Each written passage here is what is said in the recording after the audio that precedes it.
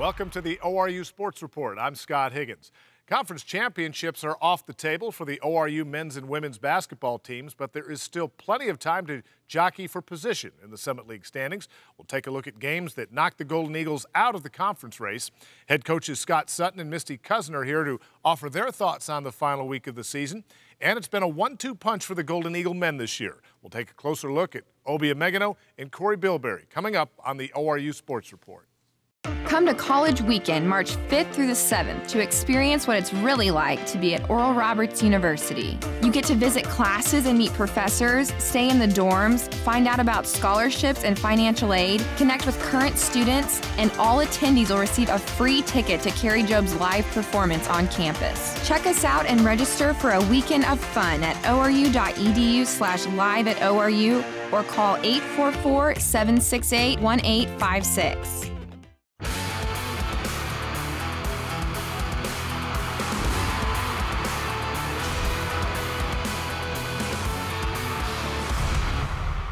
The ORU men just haven't been themselves the last couple of weeks. Some tight wins and some tough losses have made the going tough. Exhibit A, a road trip to the Great White North recently. First stop, Omaha. Let's check it out. And Darian Harris, new to the starting lineup, relatively new. He gets us going. He drives, and he's going to score on the layup. It's 6-0 ORU early. Things very promising. Later on, some defense for you, and that's what the Golden Eagles have needed lately. They get the pick by Darian, and then Obi's going to finish. He had 28 points, did Obi, 11-5 ORU. Then back to Donnell Henderson inside for the layup.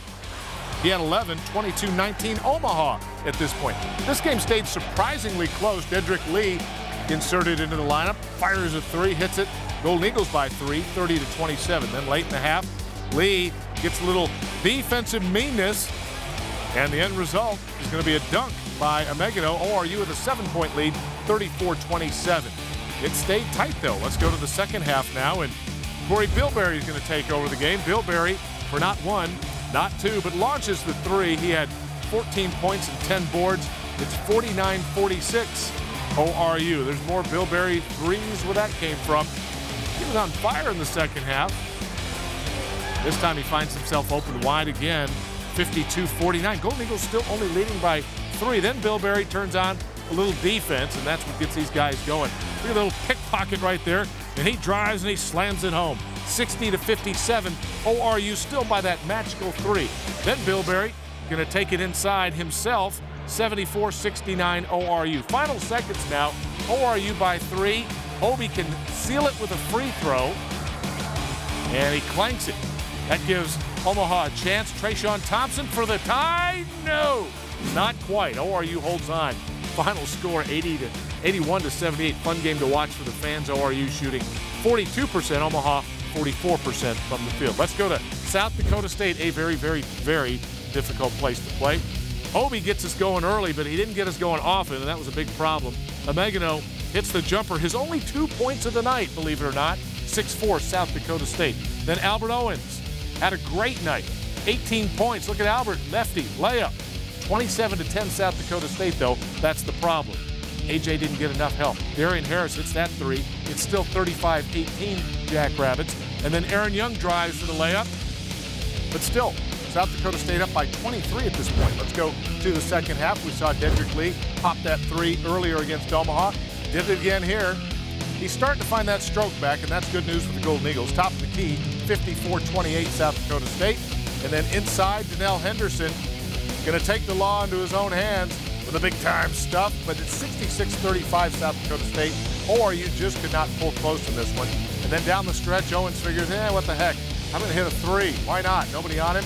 That left-handed stroke drains it, but Dakota wins it final 81-52. There you see AJ, about the only guy that had a big game for the Golden Eagles. 18 points, hits half of his shots.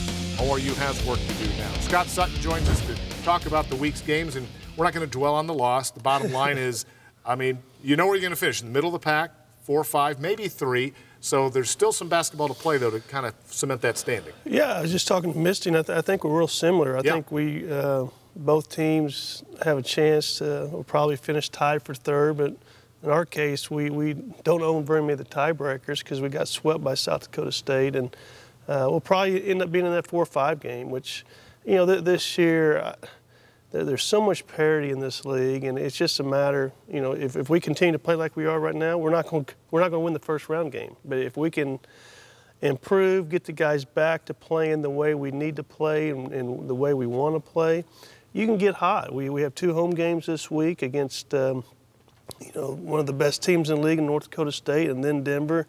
If you can win those 2 games, it gives you a lot of confidence, a lot of momentum, and then, you know, anything can happen in the tournament. You win that first game, your confidence levels goes to the roof, and you just have to play well. But yeah, disappointed in our game against South Dakota State. They just came out and punched us in the face, and we just laid down, which is disappointing. The one thing I will mention is they've done that to everybody who's come in there this year. Their average margin of victory is about 24 points, and I think the only team that really played them tough there was North Dakota State. That went back and forth, and I think South Dakota State ended up winning by 5 or 6. So that doesn't make me feel any better, but they've done it to a lot of people this year.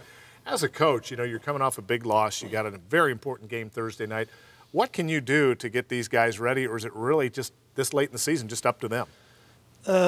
If we had enough money, we'd hire sports psychiatrists. That's probably the easiest way and the best way to do it. But no, there's you know, there's a lot of mental games. You have to get them their confidence back. You know, we've been on them a lot this year. We got on them last Saturday after the bad loss to South Dakota. So you can't just keep beating them down. You've got to build them up, but at the same time, you have to make sure they realize why we got beat as bad as we did. And you know, you can show them a little bit of tape, but the main thing is just try to get their confidence back. Have some good, spirited practices leading up to Thursday night's game, and make them, hopefully they'll feel good about themselves and go out and play well. We've talked a lot this year about getting help for Corey and Obi.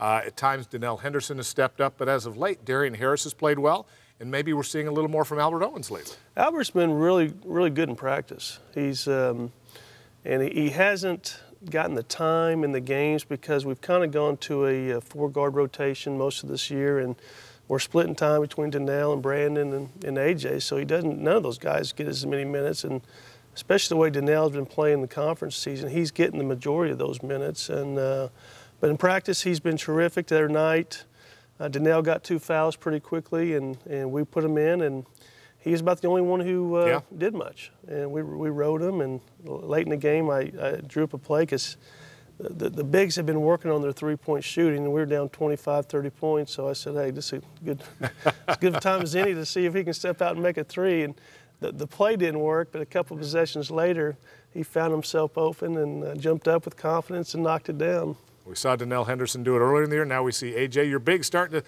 launch threes. Maybe that's the secret weapon next week, Scott. We appreciate it. All right, Scott. All right. Hey, thank goodness for Obi and Corey, right? The best tandem in the league has saved ORU's bacon on many occasions. If the Golden Eagles could find a consistent third option, as we talked about, things might be a little different lately. PJ Purnell has the story of ORU's dynamic duo. Every basketball team has a definitive leader. It's usually the player that will get the ball in the final seconds, or one that makes clutch plays to help their team win. The ORU Golden Eagles have 2, Corey Bilberry and Obi Emegano. Last seconds of the game, score is tied. Who do you want taking the last shot? Me, of course. Whoever's hot, you know. If I'm hot, of course I want it. But, you know, if Obi hot, if Bobby's hot, if whoever's hot, I feel comfortable with anybody taking the shot. I'll just go in there and try to run in there, rebound, put it back or something. I think that I'd be ready. I think that's what we prepare for, and I'd be ready to take the shot. Despite their differences in playing styles and leadership, both have one common goal for their squad, and it's to win. Since coming to ORU, Coach Scott Sutton has seen a dramatic change in maturity on and off the court in both players. As proud as I am with, you know, the type of players they've become, I'm really proud of the type of people they are. I think I expected, you know, to work hard and work to get back to where I was before I tore my ACL. And, you know, find my role in the team, you know, whatever they needed for me to do. I wanted to come in and fit the role and, you know, just play hard. Those 2 guys are, obviously they're very talented players. They've become good leaders, they're good teammates, and they were good kids coming in, but they've really, really matured, especially Corey from day one. I just go out there and try to play hard, just lead by example, I guess. You know, try to do that. Now heading into the conference tournament, Corey and Obi are fully focused on leading not only with words, but by their play on the hardwood. You know, we're both, great players. We both work hard, and I think that it's been, a difficult road trying to work and find how to play together, play well together. And I think we're starting to come, it's starting to come along, and hopefully we'll get better, and, come conference time, we'll peak. On the court, off the court, whatever, I just try to be a better person every day, somehow, some way, Take basketball a little bit more seriously, take life a little bit more seriously than I did before every day, so it's kind of my plan. With the ORU Sports Report, I'm PJ Pernod.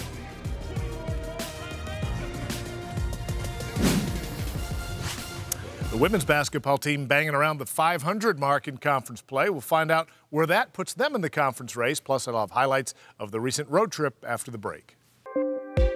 Because education is important to us, even while raising a family. Because with my busy schedule, I need to take classes on my time. ORU Online is for me, because I can further my education on my coffee break.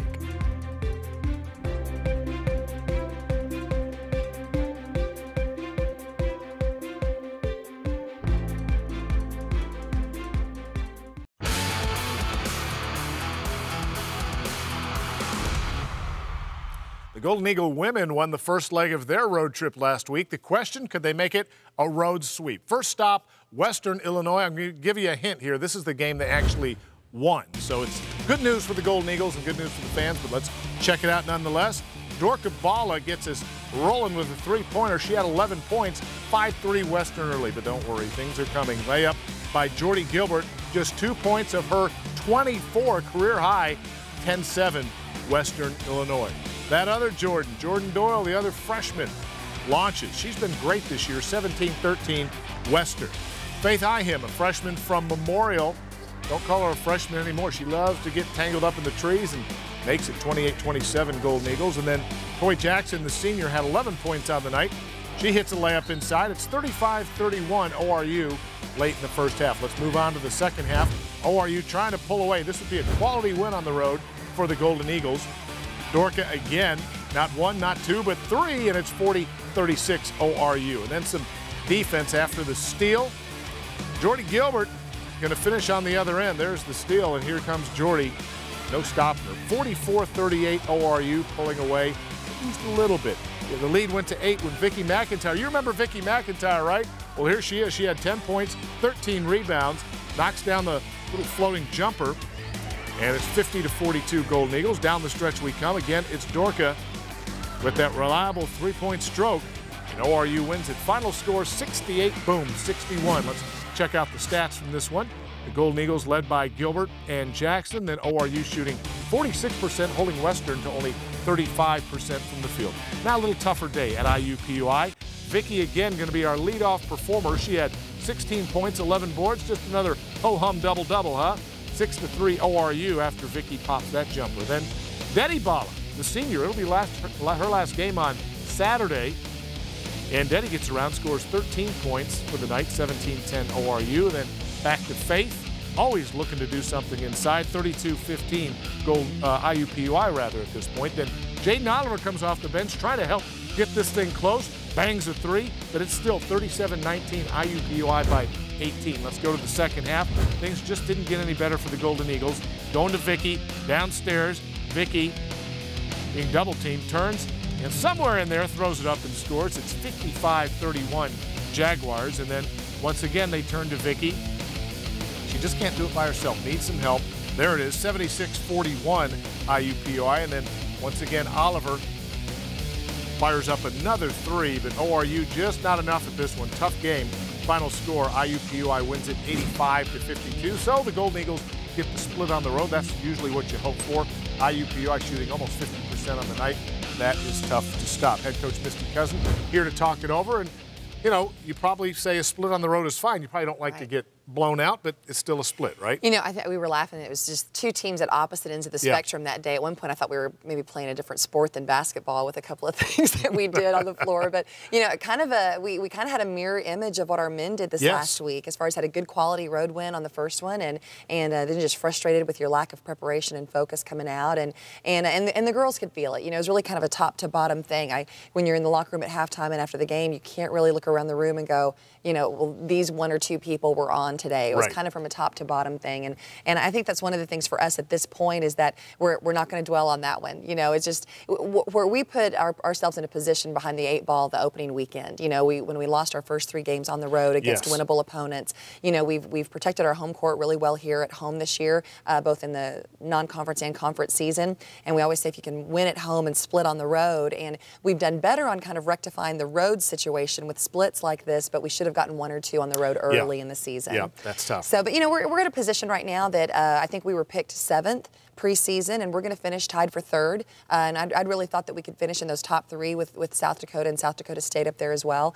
And we'll probably end up in the 4-5 game as far as how the tiebreakers fall out. But proud of a group that's really kind of learn their way around a league for the 2nd time in 3 years, you know, of having to learn all new opponents, because we've definitely been on a good win streak here in the second half of conference and showing a lot of growth and a lot of maturity.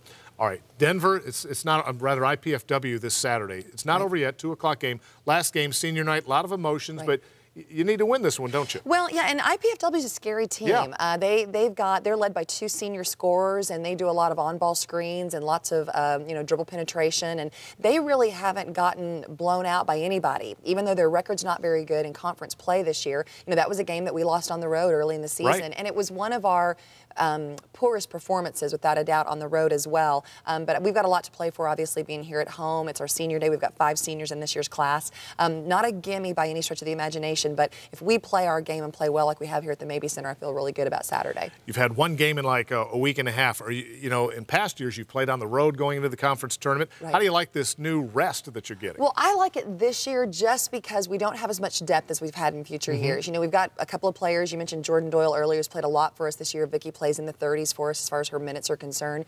So this gives us a good week of good technical practice and preparation for IPFW. And then we've actually got another week before we have to leave to drive up to Sioux Falls. So hopefully that rest and health at this time of the year are such valuable commodities. And we're going to have to play 3 in a row in order to punch the ticket when we go to Sioux Falls. And so if we can kind of rest a week ahead of time and be sharp going in, I feel real good about that. And if Jordan Gilbert can score 24 points a game to go with Vicky, you've got something going there, don't you? Sure. Well, you know, and I'm really excited about Jordy and her performance. You know, obviously we expect that out of Jordy in the future. It's fun to see those kind of performances in our freshman class. There were several times on the road this last week that I've got 4 freshmen and Vicky on the floor together. You know, and that bodes well for the future, and we're excited about that too. Well, good luck on Saturday, and of course, good luck in the tournament. We'll be back, of course, next week for our final show to kind of preview how that tournament rush goes. Thanks, Scott. Thank you, Misty. Final push of the regular season starts Thursday night when the men host conference leader North Dakota State. Meanwhile, the women will wrap up their regular season Saturday, 2 o'clock at the Mabee Center against IPFW,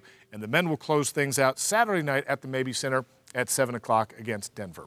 We'll take our final break. Danielle Stoltz will be up next to close us out.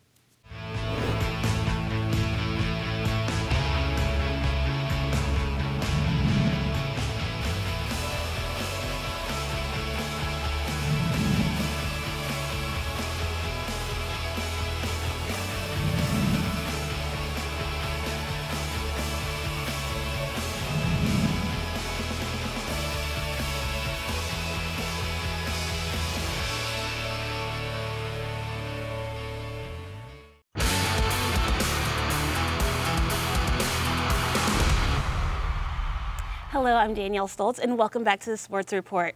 Well, we had a very exciting event here at ORU. We had ORU's Got Talent, where we showcased the talent and giftings of more than 50 faculty, staff, and students. Here's the video for our faculty division winner, Dr. Randall Feller. Now everything has changed in me. Your glory and your face I see.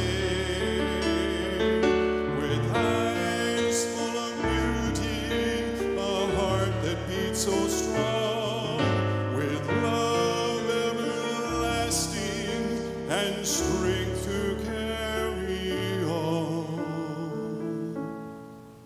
With me on the set is Dr. Randy Feller. Thank you so much for being with us today. Thank you. Now tell me a little bit about this song. I understand you wrote it, is that correct? I did. Yes. When did you write it? Is this your first song that you've ever done, or? No, I've written songs periodically through my lifetime. It's not something I do as a profession or do very often, but you know, I wrote a lullaby for my daughter when she was born. I've written several things over time, just for significant events that happen throughout time. And this particular one I wrote on the night of Renew You, which is, we had a 24-hour kind of worship service at the beginning of the semester. And about 3 o'clock in the morning, I was sitting down on the main floor of the chapel, and we have a saying across the back of the chapel, which was the commission of God to Oral Roberts, raise up your students to hear my voice, to go where my light is seen dim, where my voice is heard small, where my power is not known. And so we all know that, and I was thinking about that and looking at the students that were down at the altar praying and thinking about what does it take for a student to get to that place of uncertainty, from the place of uncertainty about knowing the voice of God, to where what Oral used to call knowing that you know that you know that you know what His will for your life is, and that you're going to go where His light is seen dim. And so I just kind of wrote the song as a synopsis of that journey, and that's where it came from. That is awesome. And what was it like actually performing this song that you wrote yourself in front of the entire school?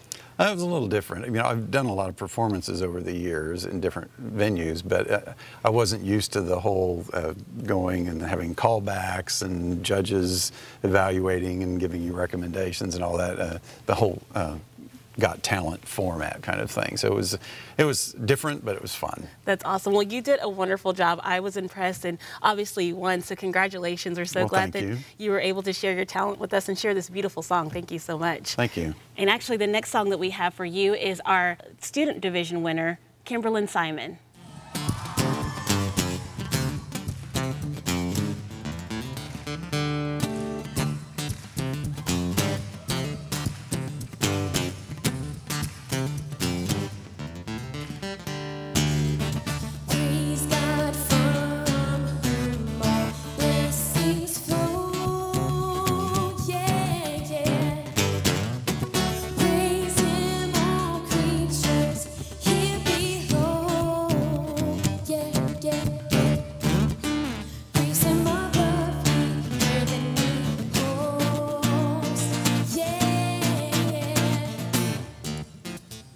Well, Kimberlyn, thank you so much. Today we have Kimberlyn Simon, a freshman here at ORU that's on set with us. We're so glad that you're here with us. Tell us a little bit about the decision to do the doxology and do it with that tempo and to do it like that. Yeah, it's actually a cover from one of Jason Swanson's songs that he did for the doxology, and I took lessons for him for a year, and so it was really fun to just kind of like learn under him. And so I was playing this song, and I really wanted to like play it and kind of like showcase it, but I also really wanted to sing because I really have a passion for singing. So I was trying to incorporate a way to bring in the best of both worlds, I guess you could say. And so I just really worked through it, and that's just kind of how it ended up.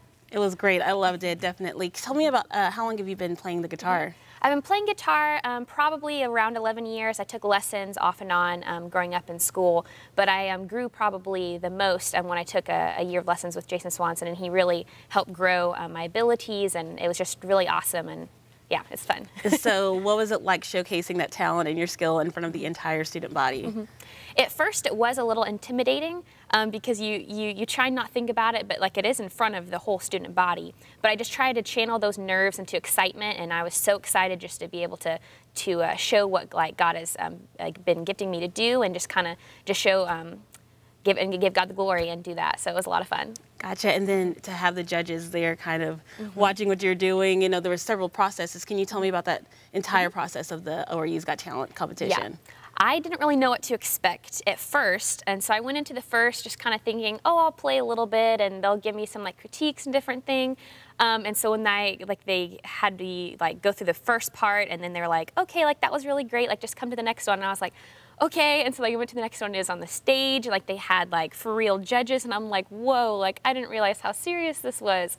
But it ended up being really encouraging, and they had a lot of really good things to say. So it was just really like a good time where I was thankful for their different input and advice, and got to incorporate that to the final. And then tell me when you realized that I've been through this whole situation and actually won. What was your feelings? I was so shocked because ORU has such amazing talent on campus, and I know a couple of the other contestants fairly well, and so it was really honoring, and I was just really thanking the Lord because I would have never thought coming into like college, this is as my first year, that, oh, I'm going to be on ORU's Got Talent, and I'm going to like win it all. So I was just really giving thanks to God. That is awesome, and it was so great to see that talent that God's giving you, and this is your first year, so I can only imagine what God has left for you the rest of your time here at ORU. So thank you so much for being with us today. Thank you so much.